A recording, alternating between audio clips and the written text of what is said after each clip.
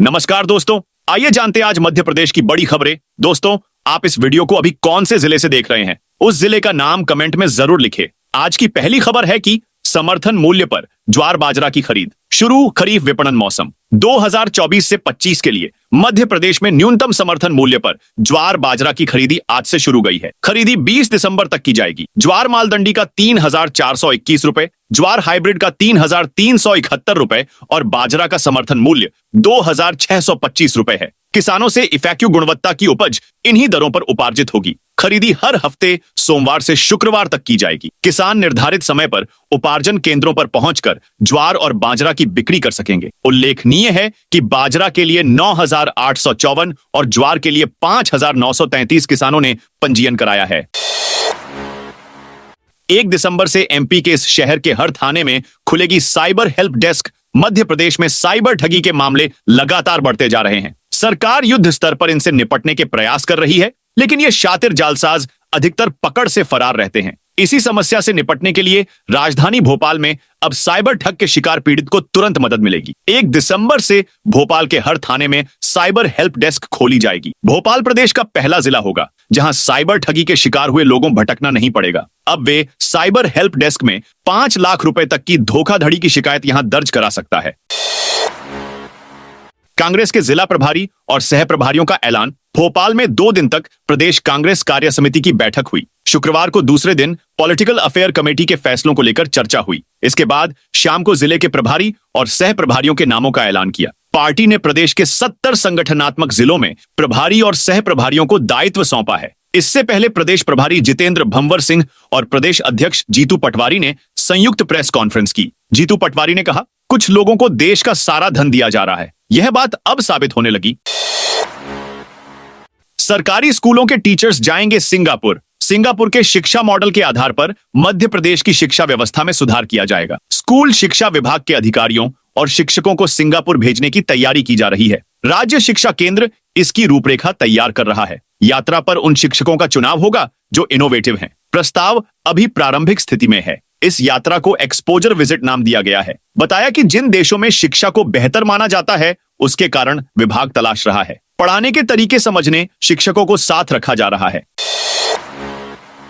MP बनेंगी hi tech गौशालाएं। Madhya Pradesh की राजधानी भोपाल में राज्य की पहली हाईटेक गौशाला बनने जा रही है। 15 करोड़ रुपए की लागत से 25 एकड़ में बनने जा रही इस गौशाला में एक साथ 10,000 गायों के रहने की व्यवस्था रहेगी। खास बात यह है कि यहाँ की हर एक गाय के स्वास्थ्य के साथ उसे लाने वाले व्यक्ति की जानकारी ऑनलाइन की जाएगी। गौशाला की सफाई आधुनिक मशीनों से की जाएगी। सभी सुविधाओं के साथ गोवंश के इलाज के लिए गौशाला परिसर में ही एक अस्पताल भी खोला जाएगा, जहां हर समय गायों के इलाज के लिए चिकित्सक तैनात रहेगा। 19 साल बाद पूरे एमपी में फिर से दौड़ेंगी सरकारी बसें। मध्य प्रदेश में बंद पड़ी सरकारी लोक परिवहन सेवाएं बड़े स्तर पर शुरू होंगी। मोहन सरकार ने पहले ही दिन से इस सेवा को पूरे प्रदेश तक पहुंचाने की तैयारी की है। रेल नेटवर्क की तरह दूसरे राज्यों के कई शहरों को भी जोड़ेगी। सीएम मोहन यादव के सुझाव पर प्राथमिक प्रस्ताव में यह बदलाव किया जा रहा है। पहले सरकार कुछ आदिवासी बहुल जिले संभागों से सेवा बहाल करने जा रही थी। गुरुवार को परिवहन मंत्री उदय प्रताप सिंह ने पत्रिका से बातचीत यह साफ किया। उन्होंने कहा, शुरू में कुछ बसें कम जरूर हो सकती हैं, लेकिन पूरे राज्य को कवर करने पर काम चल रहा है। सस्ते में मिलेगा बिजली कनेक्शन। बिजली उपभोक्ताओं के लिए राहत भरी खबर सामने आई है। अब नए कनेक्शन पर बिजली कंपनी उपभोक्ताओं को अफोर्डेबल चार्ज का नया विकल्प देगी। उपभोक्ता चाहे तो घर के बिजली पॉइंट की जांच करवाकर कनेक्शन शुल्क जमा कर सकता है, या नए एसएससी से तय औसत शुल्क से राशि जमा कर कनेक्शन ले सकता है। साथ ही तुरंत कनेक्शन भी मिल जाएगा। मप्र विद्युत नियामक आयोग इस पर 27 नवंबर को सुनवाई करेगा।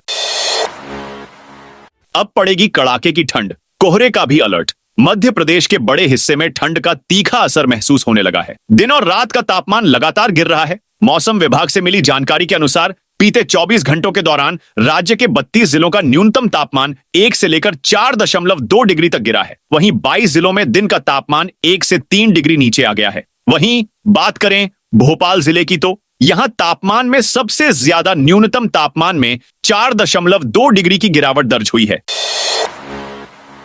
भस्म आरती के दौरान कर्मचारी को पीटा। उज्जैन के महाकालेश्वर मंदिर में शुक्रवार को भस्म आरती के दौरान हंगामे के बाद मारपीट हो गई। मंदिर के गार्ड ने आरोप लगाया कि उज्जैन कोर्ट से आए 2 कर्मचारी 10 लोगों की परमिशन पर 19 को अंदर ले जा रहे थे। रोका तो मारपीट शुरू कर दी। उनके पास RFID radio frequency identification band भी नहीं था। घटना शुक्रवार सुबह की है। मंदिर के जिस कर्मचारी ओम योगी के साथ मारपीट हुई है, उन्होंने इसका वीडियो भी पुलिस को दिया है। इंदौर में BRTS हटाने का मेयर ने किया समर्थन। इंदौर में BRTS बस रैपिड ट्रांजिट सिस्टम हटाए जाने का मेयर पुष्यमित्र भार्गव ने समर्थन किया है। उन्होंने इस फैसले को जनहित में बताया है। महापौर पुष्यमित्र भार्गव ने कहा कि इस निर्णय को लेने के कई कारण हो सकते हैं। EB रोड पर आने वाले समय में ट्रैफिक को सुगम बनाने के लिहाज हम 4 से 5 ब्रिज बनाने की ओर बढ़ रहे हैं। इसका फिजिबिलिटी सर्वे भी बहुत तेजी से हो रहा है। दूसरा, जब BRTS को बनाने की कल्पना हुई थी, वह शहर में अर्बन ट्रांसपोर्ट को बढ़ावा देने की दृष्टि से थी। सांसद ने बीजेपी नेताओं के साथ साबरमती रिपोर्ट देखी। खंडवा में शुक्रवार के दिन शहर से लेकर भोपाल तक नेताओं के दौरे हुए। सांसद ज्ञानेश्वर पाटिल ने गुजरात के गोधरा दंगों पर बनी फिल्म द साबरमती रिपोर्ट को भाजपा नेताओं के साथ देखी। वहीं विधायक कंचन तन्वे ने भोपाल में मुख्यमंत्री से मुलाकात, खंडवा को निमाड़ का संभाग मुख्यालय बनाने सहित अन्य मांगे रखी। विधायक छाया मोरे ने पंधाना में विकास से जुड़े निर्माण कार्यों का भूमि पूजन किया। फिल्म देखने के बाद सांसद पाटिल ने कहा कि फिल्म में सच्चाई को प्रस्तुत किया गया है। अयोध्या के महायज्ञ में गुजरात के लोग शामिल हुए थे और वापस अपने घर पहुंच रहे थे।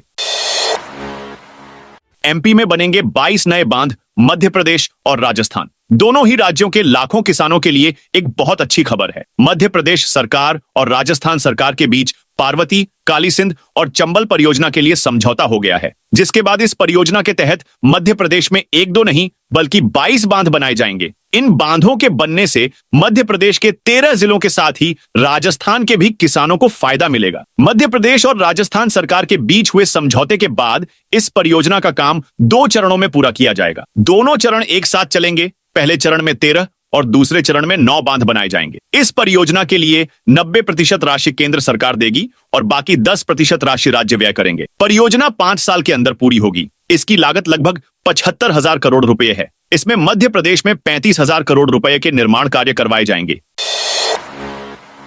21 जिलों में नई तकनीक से बनेगी रोड। मध्य प्रदेश में सड़कों की कायाकल्प का काम किया जा रहा है। चिकनी सपाट सड़कें बनाने के लिए नई तकनीक अपनाई जा रही है। प्रदेश में अब व्हाइट टॉपिंग तकनीक, व्हाइट टॉपिंग टेक्नोलॉजी से सड़कें संवारी जाएंगी। इसके लिए पायलट प्रोजेक्ट के अंतर्गत 21 जिलों की 41 रोगों की गुणवत्ता में सुधार किया जाएगा। सबसे खास बात यह है कि प्रदेश भर में सड़कों का चमकाने का यह काम महज 4 माह में ही पूरा कर लिया जाएगा। यातायात को सुगम बनाने के लिए अच्छी सड़कें जरूरी हैं। यही कारण है कि मध्य प्रदेश में सड़कों की गुणवत्ता को बेहतर बनाने पर फोकस किया जा रहा है। इसके लिए प्रदेश का लोक निर्माण विभाग आधुनिक तकनीकों के उपयोग पर विशेष ध्यान दे रहा है।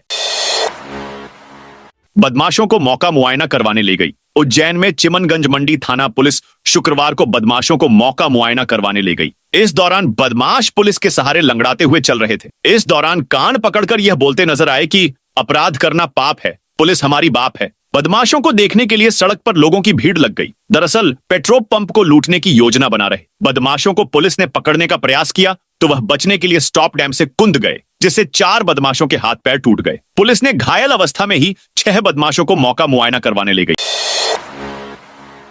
इंदौर में शेयर मार्केट से प्रॉफिट के नाम पर धोखाधड़ी। इंदौर क्राइम ब्रांच ने शेयर मार्केट में निवेश के नाम पर महिला से धोखाधड़ी के मामले में 2 लोगों पर केस दर्ज किया है। आरोपियों ने पीड़िता को लग्जरी लाइफस्टाइल दिखाकर इंप्रेस किया। इसके बाद करीब 12 लाख रुपए ठग लिए। क्राइम ब्रांच अधिकारियों के मुताबिक आरोपी कई लोगों से करीब 80 लाख रुपए की ठगी कर चुके हैं। क्राइम ब्रांच के एडिशनल DCP राजेश दंडोतिया के मुताबिक वर्षा नाम की महिला की शिकायत पर रोहित पुत्र राजेश जैन, निवासी खेरादी मोहल्ला, प्रतापगढ़, राजस्थान, और उसके दोस्त हर्ष पुत्र मनीष मारवाड़ी पर धोखाधड़ी का केस दर्ज किया है। वर्षा ने बताया कि सहेली के जरिए महासागर कॉर्पोरेट गीता भवन पर उसकी पहचान रोहित से हुई थी।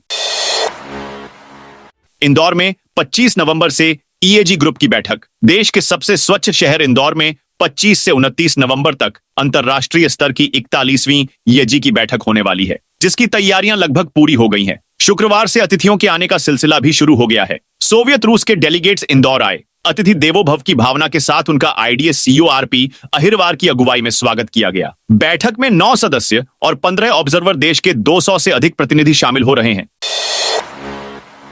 2100 करोड़ में चौड़ा होगा एमपी का ये हाईवे। एमपी में यूं तो ज्यादातर जिलों में अनेक सड़क परियोजनाएं चल रही हैं, पर प्रदेश के एक जिले को तो कई अहम प्रोजेक्ट की सौगातें मिली हैं। एमपी के सागर जिले में जहां जिला मुख्यालय का बहुप्रतीक्षित सागर बाईपास का काम जल्द शुरू होने वाला है, वहीं सागर से भोपाल 4 लेन सड़क का निर्माण कार्य भी प्रारंभ होने की कगार पर है। इसी बीच सागर को एक अन्य अहम सड़क प्रोजेक्ट भी मिल गया है। यहां 2100 करोड़ रुपए की लागत से सागर दमोह रोड को 4 लेन बनाया जाएगा। मुख्य सचिव अनुराग जैन की अध्यक्षता में राज्य स्तरीय साधिकार समिति की बैठक में इसे स्वीकृति दे दी गई है। अब इसे मंत्री परिषद की मंजूरी के लिए रखा जाएगा।